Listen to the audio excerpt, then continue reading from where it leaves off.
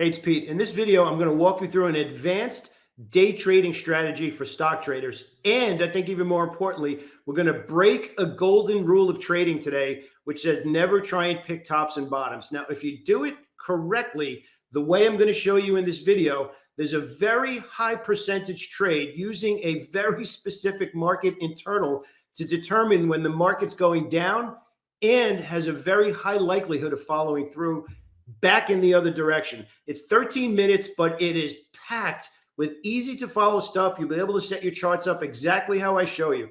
If you find some value in this video, definitely leave me a comment, especially if you have any questions.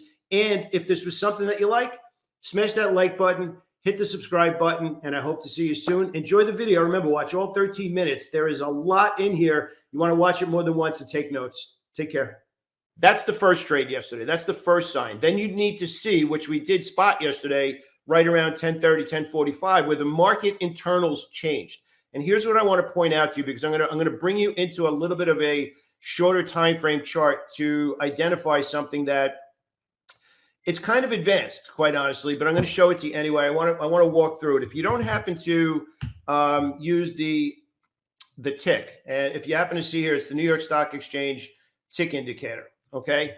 Now, what you'll notice here, and I'll make this a little bit bolder. Let me see if I could bring that in a little bit more. Right there. Right there is the zero line. So what I want to walk you through with the tick indicator, and I want to point this out because this has a lot to do with whether or not you're identifying that short covering rally versus buying, is the tick reading, the New York Stock Exchange tick reading. Now, there's NASDAQ as well. It essentially tells you how many stocks are upticking versus downticking at that moment. So I'll just use some round numbers so it's easy to identify. So let's say that you have 1,200 stocks going up a penny. So that's an uptick, right? So 1,200 going up, 700 going down at that same moment. So 1,200 minus 700 means you have a plus 500 tick reading. So that's just setting the tone for what the tick means. So I'm just going to put this up on the screen so you can keep an eye on that while we're talking, right? So you can see that blue line in the middle. Right here, this blue line in the middle is zero. So that means at that moment, upticking, downticking, down, that's the kind of like the break-even number where all of the stocks on the New York Stock Exchange are kind of right at that same level where there's no imbalance. So how do you use this, and how does this help us identify a short covering rally? So what ends up happening is during the day, you're not watching every single tick, but you're looking for clues of the dominant side of the market to either be slowing down or validated. So here's what I walked everybody through in our boot camp yesterday in our live broadcast during the day. What happened was, and I'm going to point this out to you. I'm first going to explain it to you, and then I'm going to point it out to you.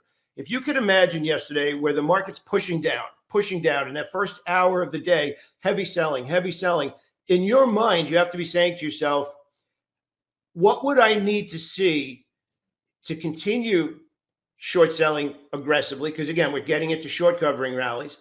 And what would I need to see to say, I am not short selling anymore? I'm going to step off the gas because something changed. Now, again, this is what separates chart reader from trader. Trader starts to ask these questions and then acts on those questions. You take action on those questions when you get feedback. So we were watching during the day yesterday. We're like, okay, short selling. Then all of a sudden I sat up in my seat yesterday and I said, we just saw selling slow down. Well, that's a lot of S's. We saw selling slow down.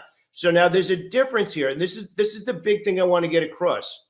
Less selling is different than new buying.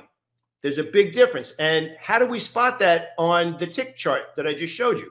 So what we do is we'd walk over, and this is actually something that we do pretty much every day, right here between 10 o'clock and 10:30. We started to see big push down. We saw a higher push down. We saw an even higher push down. And this is all between 10:30 and 11:30 in the morning. So the first thing that I said yesterday while this was unfolding, and quite honestly, right here, if you could see this between 10 o'clock and 10:30, while the market was still going down, I want to point that out because this is a really critical thing. This is while the market's still going down. And if you'll notice here, 10 to 10:30, the price of the SPY actually made new lows. Keep that in mind right now. This is right around just before 11 o'clock. And then you have the tick, which at that same moment actually made higher lows between 10:30 and 11 o'clock. So think about what's going on. You can imagine the market's pushing down. You're looking at the price action, but in our community, I'm on audio, and I'm basically saying, okay, now here's what we're going to look at. This is what we're watching for. As soon as that happened, I alerted everybody in the community that the selling slowed down. The language I used, I said, we just saw less selling, which doesn't mean it's new buying yet. It means that the sellers have dried up because the amount of dominant side of the market where there was more stocks down ticking versus up ticking. So down ticking, negative 500, negative 750, negative 1,000, negative 1,200. The SPY makes new lows, but then we go from negative 1,200 to the next reading where the SPY makes new lows and we have negative 700.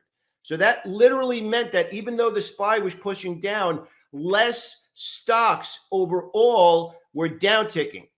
So that was the first sign that the selling short dried up. The next sign that we were walking everybody through was, how do we identify when sellers start to step up? How do we identify in real time while it's unfolding? How do we know that not only have the sellers slowed down, if not stopped, how do we know when the buyers are starting to step up? Now, there's two different kinds of buyers. There's buyers getting out of their short sale. So let's go back to the SPY because that's a pretty good example right there. Yesterday, when they're pushing down, you're short selling. In order to get out of a short sale, you have to buy that stock back. So if you're not familiar with short selling, that's okay. It essentially means you borrow stock from your broker dealer and you sell it in hope of buying it lower. So you got to get out of the trade. And you want to make sure you have the correct language. When you short sell a stock, you're not selling it. You're short selling it. And that's a big distinction because if you were on a trading floor, if you're on my trading floor in New York City, and you say, I just sold the SPY, for example, everybody on the trading floor would think that you bought it and sold it later. But if you actually sold it short and said you sold it, you get people spitballing you because you actually called out the wrong side of the trade, the wrong action in the trade. So in this case here, if you sold it short and it goes lower and you're looking to get out, you have to buy it back. The language when you buy it back is short cover. You covered that short sale. Even though you're buying it, it's covering that short sale. And the language in a trading floor, you're calling out so everybody knows that you were short that stock and now they would take a look at it. So the next thing that we're looking for in the community, I said, okay, that's great. Selling started to dry up. Now we're going to look for signs of buying. So we noticed that divergence between the tick readings, the VIX readings, as well as the SPY. So you put all those pieces together and we stopped short selling and we were looking for a bottom. So now that translates into this rally that we had here, which was basically 456 to 460. So almost a $4 rally off the lows, simply by understanding how to build that argument around the market internals and doing it in real time. Now, again, join the community, get the link below. This was all done in real time. Everybody in our community can vouch for it. So now what do you do? Now, what is the next conservative trade? Well, now you need to see, do they hold the bid? And when I say hold the bid, that means, okay, we pushed it off the lows. Here's how you spot a difference between a short covering rally and new buying. Short covering is typically fast. If you could imagine you shorted a stock, it's going down and it stops going down. Now, you are stuck in that trade. Now, you might be profitable, but either way, if it stops going down, you have to make a decision. I need to book a profit or get out or hit the road before this thing starts to rally because it's going down and it stops. And we noticed all of this just using the market internals. And again, this is where trading becomes so exciting because none of this is a guess. This is like, if this happens, then I'm doing this. If this happens, this should happen next.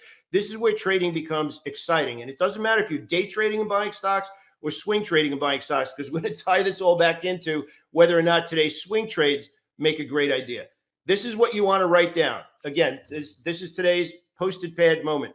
Short covering rallies first need short sales, right? You need some kind of sustained move to the downside, which if we go over to the daily chart, we'll know that we did have that. We hit all-time highs and then we got hit pretty hard, right? We got hit pretty hard over a 5-day period. So that's the short sale window that we're talking about, okay? Now, we don't want to have a conversation. Should you have been a short seller? You know, we're not talking about whether or not you should have. We're just talking about that there are aggressive traders in all different time frames who would be short selling that. Quite honestly, on our coaching call last night, we probably spent about a half an hour discussing the different types of order flow to watch, and whether you're swing trading on the higher time frames or day trading on 1 minute charts. Neither one of them is right or wrong, but you can bet your bottom dollar that there are short sellers in that short window looking to capitalize on it. It's going down hard. It's going down hard, and in, out, but short selling. You eventually get to the point where they don't recognize what we spotted yesterday. And let me go back to the shorter time frame in the SPY, who don't recognize this fast rally. So when you see bearish environment, let's just say bearish momentum in this case, and a hard rally off of that, a fast rally off of that, that's generally short sellers exiting the short sale, because the faster that move to the upside while it's still going down, that's shorts, people who bet on it going down, getting out quickly because they recognized that it is no longer going down, and maybe they're booking profit, maybe they're getting scared. It doesn't make a difference. They have much more expedience. They have much more urgency to get out of the short sale because it's no longer doing what they said it needs to do. Now, the second and more conservative entry, believe it or not, would actually have been over here. Because if this is pulling back, and let's zoom on over now, back over to the tick chart, because I want to bring it back to what we were talking about before. How do you recognize the difference between short covering, as in this particular instance, versus fresh buying? So what we spotted now, remember we started out talking about that zero line, which is, you probably want to take a shot of this if you want to take a screenshot, okay? This is the big thing right here, this zero line. So if you could see in the morning where the dominant from the most of the day, we were getting big negative push. This is negative 1,000, negative 1,000, negative 1,000, negative 1,000, barely going above zero. All of a sudden here at 11 o'clock in the morning, we start to see positive tick readings. So new buyers are starting to dip their toes in. So this is what happens. This is where the short covering starts to happen. This is where the shorts exit their positions. But that's not enough to say it's new buying yet. So that short covering fast rally off the lows, we saw the higher tick reading. We saw we finally got above that zero line. So that was shorts exiting the positions. The next thing we need to walk through, as we're, again, this is all in real time. I'm not second. This is all from yesterday. I'm just walking you through what we talked about yesterday. Okay. The next thing, when the SPY pulled back, and I'm going to go back over to the SPY at that moment. When the SPY pulled back over here and the tick readings start to stay above zero, now we're saying that fresh buyers are coming in, there's less selling, and the next thing we want to see is better tick readings to the upside to validate now a dominant buying more so than the dominant selling. And that's actually what we started to spot over here. And I just want to go back to the ticks and show you exactly what that looks like right here. So now if we take the opposite of this, which was the extreme negative reading, we want to go to the extreme positive reading. So now here's what ends up happening. You see how we're not pushing down to these big negative numbers anymore, and you start to see how we are also continuing to see less selling, and we are seeing more buying. That right there is advanced stuff. That's stuff that you want to learn, because then when you confirm what you're seeing here, and you mix in the ticks, the advanced decline line, and a whole bunch of other stuff, you start to build this equation in your head. Okay, if this happens, and this happens, and this happens, step one, step two, step three, okay, buyers are starting to step up, and now the afternoon trading becomes pretty good. And that's actually what we saw here in the market, where we vaulted and pushed back to the upside.